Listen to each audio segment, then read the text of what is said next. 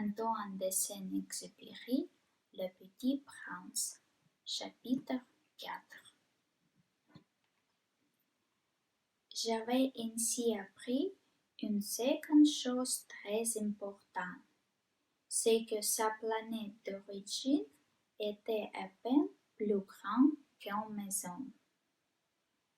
Ça ne pouvait pas m'étonner beaucoup.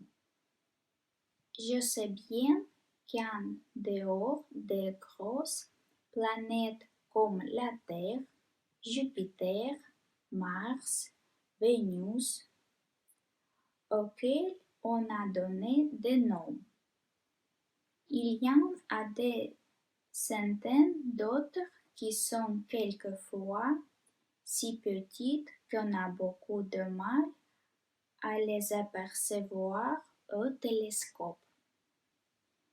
Quand un astronome découvert l'un d'elles, il lui donne pour nom un numéro. Il appelle par exemple l'astéroïde 3251. J'ai de sérieuses raisons de croire que la planète devenue le Petit Prince est l'astéroïde B612. Cet astéroïde n'a été aperçu qu'une fois au télescope en 1909 par un astronome turc. Il avait fait alors une grande démonstration de sa découverte à un congrès international d'astronomie, mais personne ne l'avait cru à cause de son costume. Les grandes personnes sont comme ça. Heureusement pour la réputation de l'astéroïde B612, un dictateur turc imposa à son peuple, sous peine de mort, de s'habiller à l'européenne. L'astronome refit sa démonstration en 1920 dans un habit très élégant. Et cette fois-ci, tout le monde fut de son avis. Si je vous ai raconté ce détail sur l'astéroïde B612, et si je vous ai confié son numéro, c'est à cause des grandes personnes. Les grandes personnes aiment les chiffres.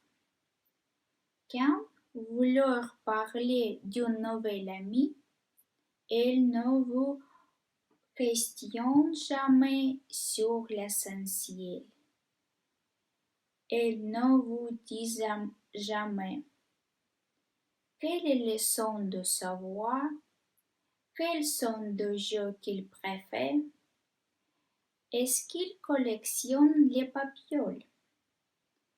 Elles vous demandent quel âge a-t-il, combien a-t-il de frères, combien pesait-il, combien gagnait son père. Alors seulement elles croient le connaître. Si vous dites aux grandes personnes, j'ai vu une belle maison, une brique rose avec les géraniums à la fenêtre et des colombes sur les toits. Elles ne parviennent pas s'imaginer cette maison.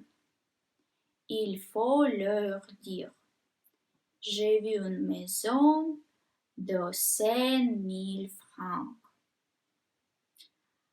Alors elle s'écria, comme c'est joli!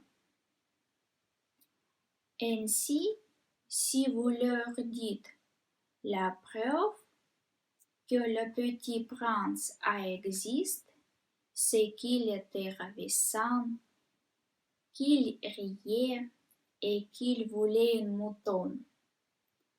Quand on veut un mouton, c'est la preuve qu'il existe. Elles resserreront les épaules et les traiteront d'enfants.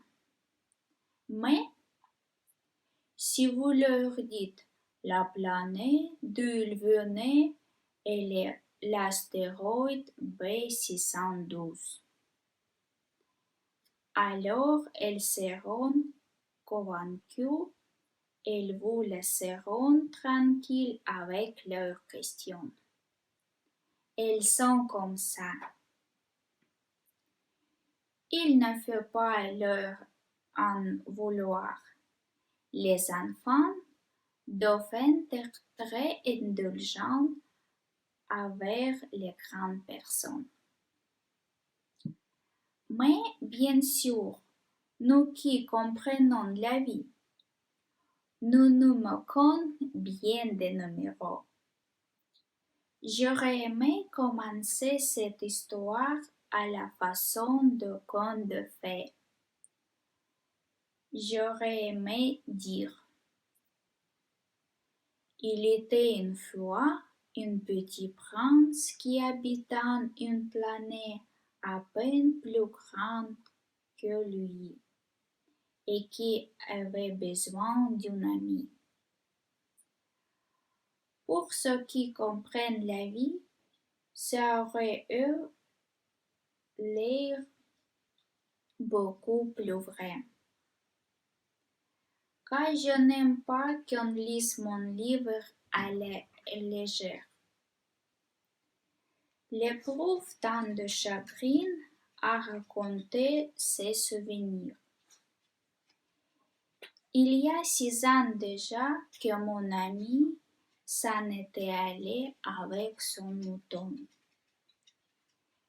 Si essayer ici de le décrire, c'est afin de ne pas l'oublier.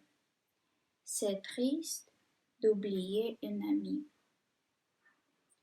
Tout le monde n'a pas un ami.